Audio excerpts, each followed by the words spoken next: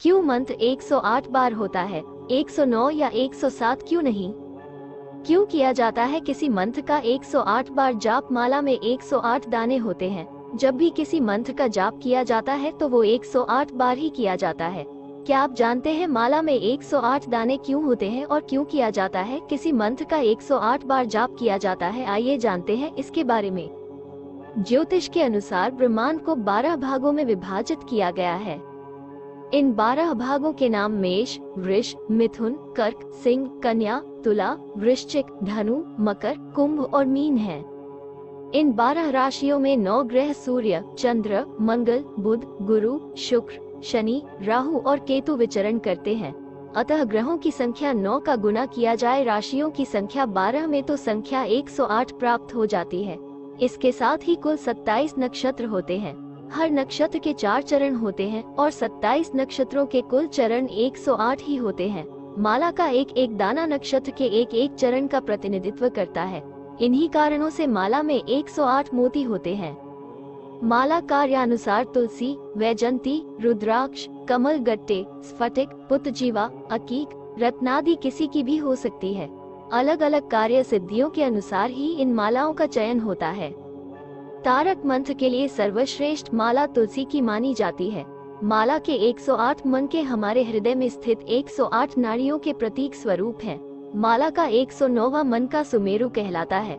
जप करने वाले व्यक्ति को एक बार में 108 जाप पूरे करने चाहिए।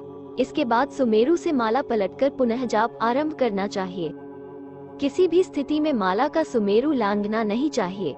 माला को अंगूठे और अनामिका से दबाकर रखना चाहिए और मध्यमा उंगली से एक मंत्र जप कर एक दाना हथेली के अंदर खींच लेना चाहिए। तर्जनी उंगली से माला का छूना वर्जित माना गया है। मानसिक रूप से पवित्र होने के बाद किसी भी सरल मुद्रा में बैठे जिससे कि वक्ष, गर्दन और सिर एक सीधी रेखा में रहे। मंत्र जप पूरे करने के बाद अंत में माला का सुमेरु माथे से छुआकर माला को किसी पवित्र स्थान में रख देना चाहिए। मंत्र जप में कर माला का प्रयोग भी किया जाता है। ओम का जप करते समय 108 प्रकार की विशेष भेदक ध्वनि तरंगे उत्पन्न होती है, जो किसी भी प्रकार के शारीरिक व मानसिक घातक रोगों के कारण का समूल विनाश व शारीरिक व मानसिक विकास का मूल कारण है। बौद्धिक विकास व स्मरण शक्ति के विकास में अत्यंत प्रबल कारण है। 108 यह अद्भुत व चमत्कारी अंक बहुत समय काल से हमारे ऋषि मुनियों के नाम के साथ प्रयोग होता रहा है। संख्या 108 का रहस्य के बारे में एक एक करके बात करते हैं। 1. यह मातृकाएं जैसे 18 स्वर और 36 व्यंजन का जोड़ 54 होता है, जो नाभि से आरंभ होकर ओष्ठों तक आती है। इनका एक बार चढ़ाव, दूसरी बार उतार होता है। दोनों बार में वे 108 की संख्या बन जाती है। इस प्रकार 108 मंत्र जप से नाभि चक्र से लेकर जिह्वाग्र तक की 108 सूक्ष्म तन्मात्राओं का प्रस्फुरण हो जाता है। अधिक जितना हो सके उतना उत्तम है, पर नित्य कम से कम 108 मंत्रों का जप तो करना ही चाहिए। 2. मनुष्य शरीर की ऊंचाई यज्ञोपवीत अर्थात जनेऊ की परिधि 4 अंगुलियों का 27 गुना होती है, जो 4 का 27 से गुना करने पर 108 होता है। 3. नक्षत्रों की कुल संख्या 27 है। प्रत्येक नक्षत्र के 4 चरण होते हैं। नक्षत्रों एवं नक्षत्र के चरणों को गुना भी 108 ही होता है। जप की विशिष्ट संख्या 108 होती है, अर्थात ओम मंत्र जप कम से कम 108 बार करना चाहिए। 4. एक अद्भुत अनुपातिक रहस्य पृथ्वी से सूर्य की दूरी या सूर्य का व्यास 108 है। पृथ्वी से चंद्र की दूरी या चंद्र का व्यास भी 108 ही है, अर्थात मंत्र जप 108 से कम नहीं करना चाहिए। 5. हिंसात्मक पापों की संख्या 36 मानी गई है, जो मन, वचन व कर्म 3 प्रकार से होते हैं, अर्थात 36 को 3 से गुना करने पर 108 ही आता है। अतः पाप कर्म संस्कार निवृत्ति हेतु किए गए मंत्र जप को कम से कम 108 अवश्य ही करना चाहिए। 6. सामान्यतः 24 घंटे में एक व्यक्ति 21,600 बार सांस लेता है। दिन रात के 24 घंटों में से 12 घंटे सोने व गृहस्थ कर्तव्य में व्यतीत हो जाते हैं और शेष 12 घंटों में व्यक्ति जो सांस लेता है वह है 10,800 बार। इस समय में ईश्वर का ध्यान करना चाहिए। शास्त्रों के अनुसार व्यक्ति को हर सांस पर ईश्वर का ध्यान करना चाहिए। इसीलिए 10,800 की इसी संख्या के आधार पर जप के लिए 108 की संख्या निर्धारित करते हैं। 7. एक वर्ष में सूर्य 21,600 कलाएं बदलता है। सूर्य वर्ष में 2 बार अपनी स्थिति भी बदलता है।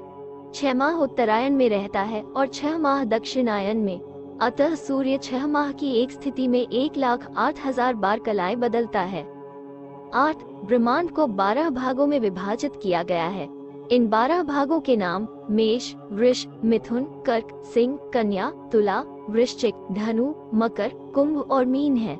इन 12 राशियों में 9 ग्रह सूर्य, चंद्र, मंगल, बुध, गुरु, शुक्र, शनि, राहु और केतु विचरण करते हैं।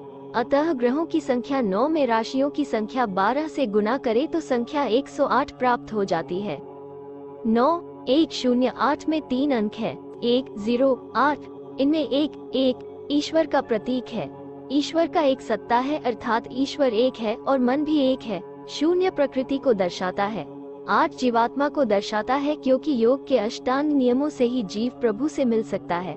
जो व्यक्ति अष्टांग योग द्वारा प्रकृति के 8 मूल से विरक्त होकर ईश्वर का साक्षात्कार कर लेता है, उसे सिद्ध पुरुष कहते हैं।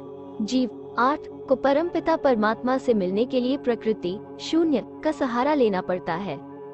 ईश्वर और जीव के बीच में प्रकृति है। आत्मा जब प्रकृति को 0 समझता है तभी ईश्वर 1 का साक्षात्कार कर सकता है। प्रकृति 0 में क्षणिक सुख है और परमात्मा में अनंत और असीम। जब तक जीव प्रकृति 0 को, जो कि जड़ है, उसका त्याग नहीं करेगा, अर्थात 0 नहीं करेगा, मोह माया को नहीं त्यागेगा, तब तक जीव 8 ईश्वर 1 से नहीं मिल पाएगा, पूर्णता को नहीं प्राप्त कर पाएगा। 9 पूर्णता का सूचक है। आइए बात करते हैं 1 से 9 अंक तक के बारे में। 1 ईश्वर और मन, 2 द्वैत दुनिया संसार, 3 गुण प्रकृति अर्थात माया, 4 अवस्था भेद अर्थात वर्ण, 5 इंद्रियां, 6 विकार, 7 सप्तऋषि सप्त सोपान, 8 अष्टांग योग, 9 नवधा भक्ति अर्थात पूर्णता, 11 वैदिक विचारधारा में मनुस्मृति के अनुसार अहंकार के गुण 2 होते हैं और बुद्धि के गुण 3, मन के 4 गुण होते हैं, आकाश के 5 गुण होते हैं, वायु के गुण 6 होते हैं, अग्नि के 7 गुण और जल के 8 गुण और पृथ्वी के गुण 9 होते हैं। इन सभी गुणों का जोड़ 44 आता है, जो कि प्रकृति का ही गुण कहलाता है। अतः प्रकृति के कुल 44 गुण है और जीव के 10 गुण। इस प्रकार संख्या का योग 54 होता है, जो कि सृष्टि उत्पत्ति का सूचक है। अतः सृष्टि उत्पत्ति की संख्या 54 है एवं सृष्टि प्रलय की संख्या 54 है। दोनों संख्याओं का योग 108 होता है। एक सामान्य आत्मा से महान आत्मा तक की यात्रा का प्रतीक है 108। 13 सौर परिवार के प्रमुख सूर्य के एक ओर से 9 रश्मियां निकलती हैं और ये चारों ओर से अलग अलग निकलती है। इस तरह कुल 36 रश्मियां हो गई। इन 36 रश्मियों के ध्वनियों पर संस्कृत के 36 स्वर बने। इस तरह सूर्य की जब 9 रश्मियां पृथ्वी पर आती हैं तो उनका पृथ्वी के 8 वसुओं से टक्कर होती है। सूर्य की 9 रश्मियां और पृथ्वी के 8 वसुओं की आपस में टकराने से जो 72 प्रकार की ध्वनियां उत्पन्न हुई, वे संस्कृत के 72 व्यंजन बन गई। इस प्रकार ब्रह्मांड में निकलने वाली कुल 108 ध्वनियां पर संस्कृत की वर्णमाला आधारित है। रहस्यमय संख्या 108 का हिंदू वैदिक संस्कृति के साथ हजारों संबंध हैं, जिनमें से कुछ का संग्रह है।